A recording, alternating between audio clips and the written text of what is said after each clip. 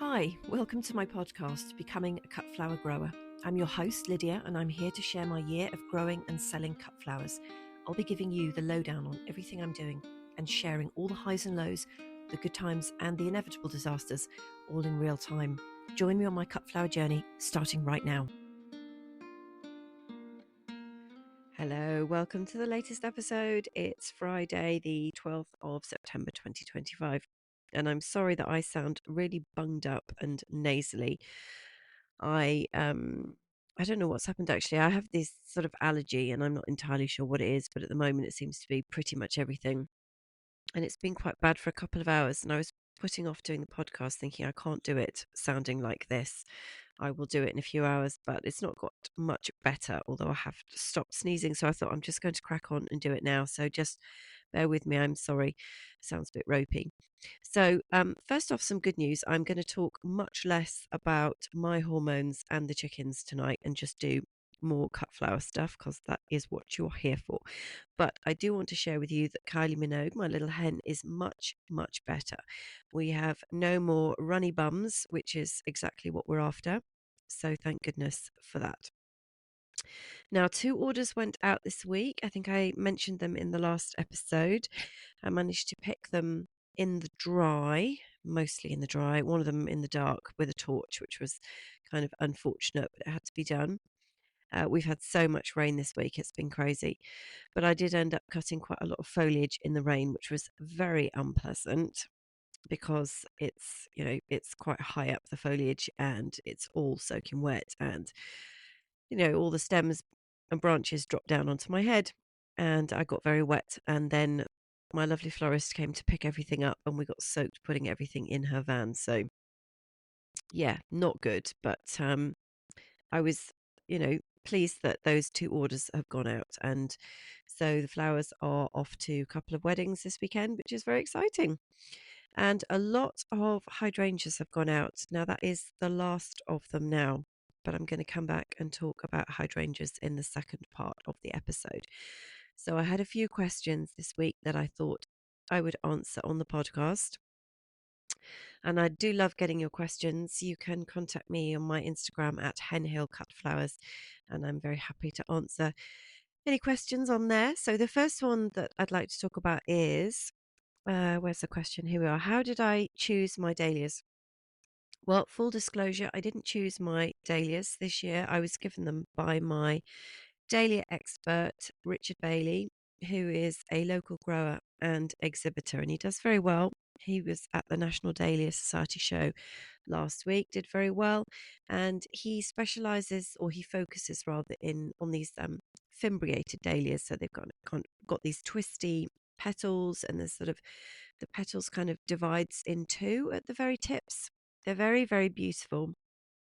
Lots and lots of petals. They're quite big, bright. I mean, actually, most dahlias are like that. Well, no, not all dahlias are like that, but the fimbriateds are a certain type of dahlia, and that's his favorite thing. So he was very generous in the autumn last year when he dug up his dahlia tubers, and there were things that hadn't really worked that well for him that he didn't particularly want to grow again. So he very kindly just gave them to me, and I babysat them all winter and all spring, and I'm still babysitting them now. They are a full-time major commitment, and that's how I ended up with them. So I didn't have any choice in the colors or the styles or the sizes or anything. I was just really, really grateful for everything that I've got. And there are some of them that well, they're all absolutely gorgeous. I love all of them. The ones that are sort of reddy orange, they're called Le Feu de Soleil. And I wasn't that keen on those actually, but they've sold very well. They kind of tie nicely into this sort of autumny russet shades kind of color palette. My all-time favorite ones, Just Married, haven't been very popular actually, which I'm kind of well, I don't know. They're pink and yellow, and I mean, I just think they're the most stunning, gorgeous thing in the whole world. I love them. They're absolutely bonkers, but not been to everybody's taste, which is fine. And So that's the story behind those. Now I have seen what other growers are doing this year, and there are a lot of poms and bulls out there, and I definitely need to get myself some of those next year, because the advantage of the poms and the bulls is that the structure of the flower is much stronger, much more sort of a shape. Like the Fims have all these just outrageous petals just coming out of everywhere, and they're not quite well, they're kind of quite sensitive unless you cut them exactly when they're at their most perfect point, which is tricky to tie in with the weather unless you got such an enormous volume that you have enough that you need for a florist on a particular day to cut that many stems. Otherwise, you can have them where they're going past that sort of perfect point, and then you risk the petals falling out the back and shattering and stuff. Whereas that's not, I don't think that's such a huge thing with the poms and the bulls, just because of the structure of them. And I also need to get some colours which are going to be highly, highly in demand. Again, not knocking anything that Richard's given me at all. The colours are fabulous, but they are not necessarily the colours that wedding and event florists are chasing me down for. So I need some more pastels, some apricots, peaches, paler pinks, some whites. So that's something that I need to work on next year, and also some water lilies, because they are absolutely, absolutely drop dead gorgeous.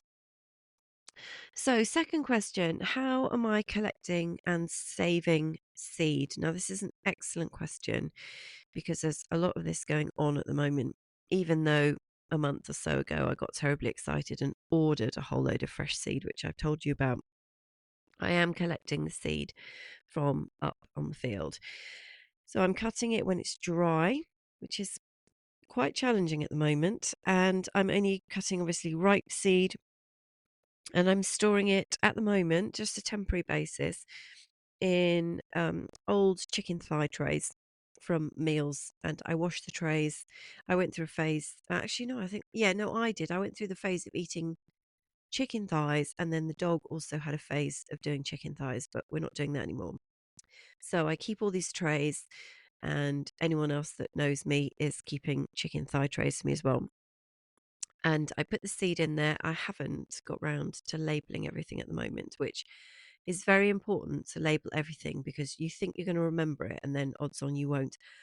And you're probably thinking, well, she's never going to remember it because she can't remember anything. And you have a point there. But I have been looking at these plants, these seeds, since about March. So they're kind of burnt into my brain, and I can look at all of them and know exactly what they are. But I am going to label them properly. And the seeds then get locked into a sideboard that I have with glass fronted doors that's in the feed room.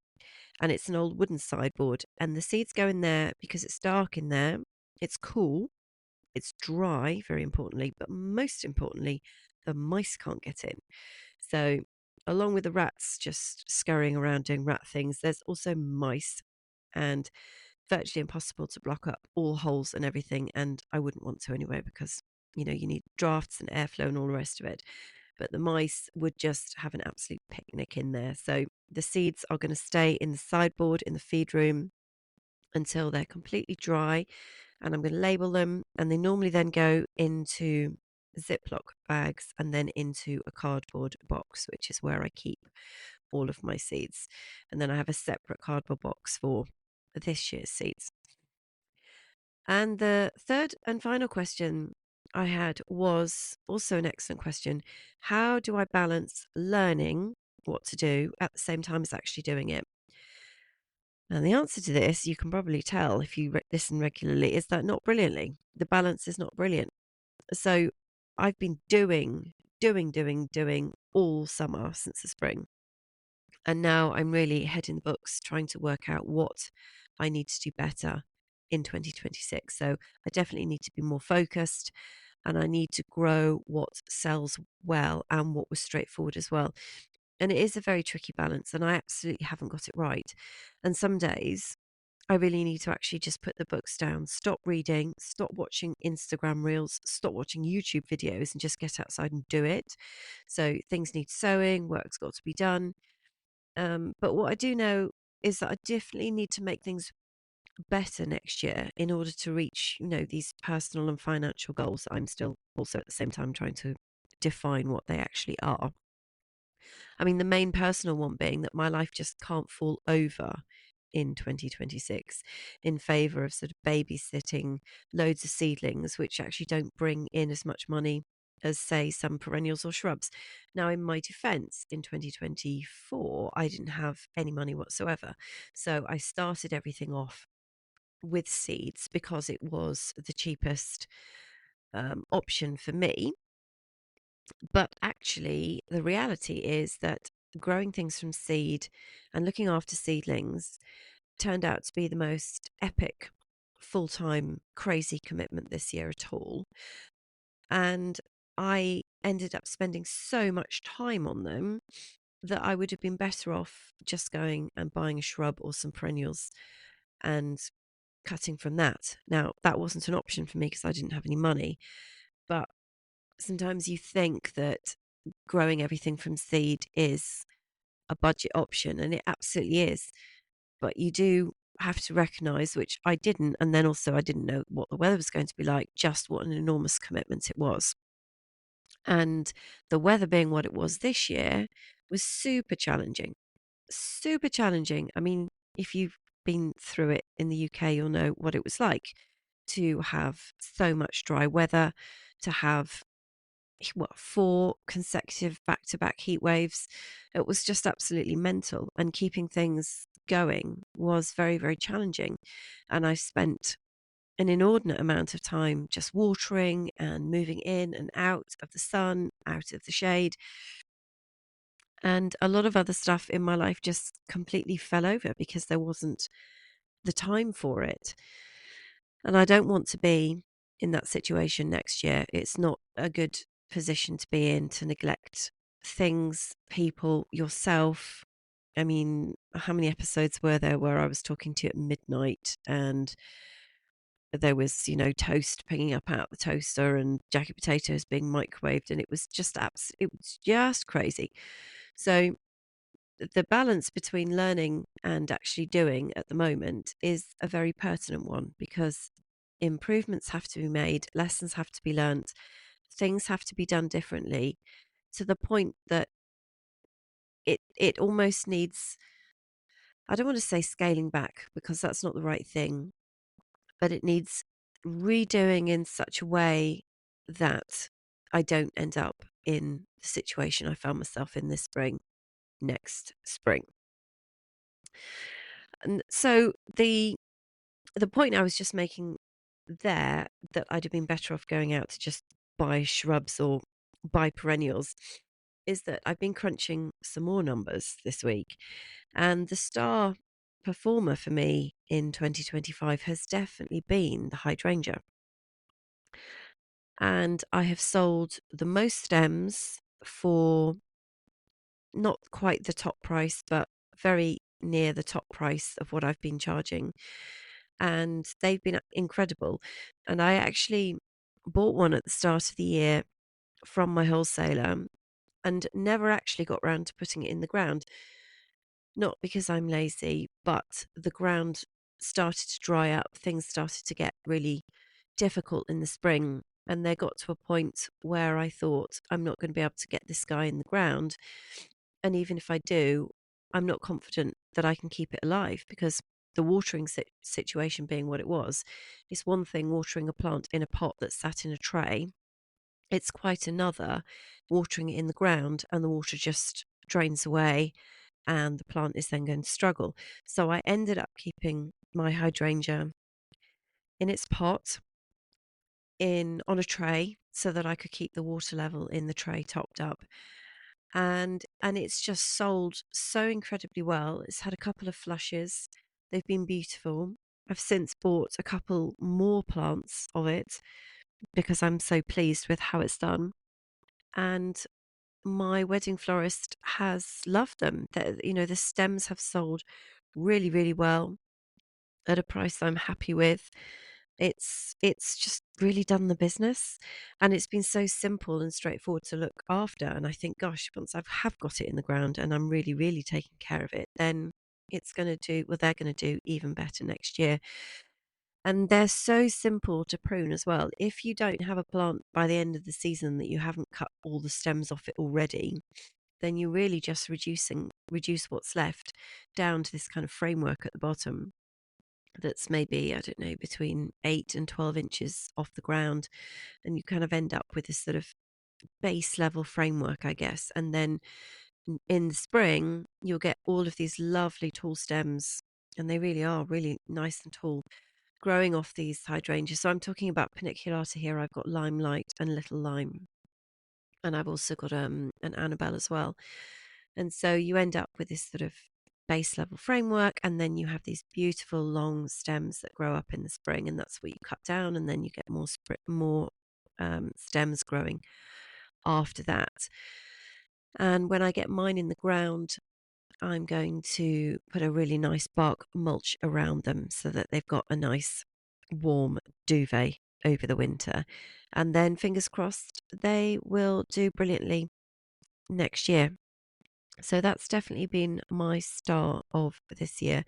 And when I think of the hours and hours and hours and hours and probably weeks of this year that I have spent nurturing seedlings, which when I crunch the numbers, yes, I've sold the stems, and yes, I got a good price for them, but nowhere near what the hydrangeas have managed to achieve. And they're literally sitting in pots, in trays, minding their own business. No staking, no tying in, no emergency string, no road pins, absolutely none of that chaos, no weeding either. I mean, just super low maintenance, and they've been absolute troopers. So if you don't already have some, I recommend that you get some. So look, that's what I wanted to talk to you about today. And we are due some heavy rain on Sunday, and also some very, very windy weather. Now, it's tricky these days to work out how bad it's going to be, because a lot of the weather on the TV, they just say, oh, it's going to be horrific and it's going to be this, that, and the other. And then sometimes it's not.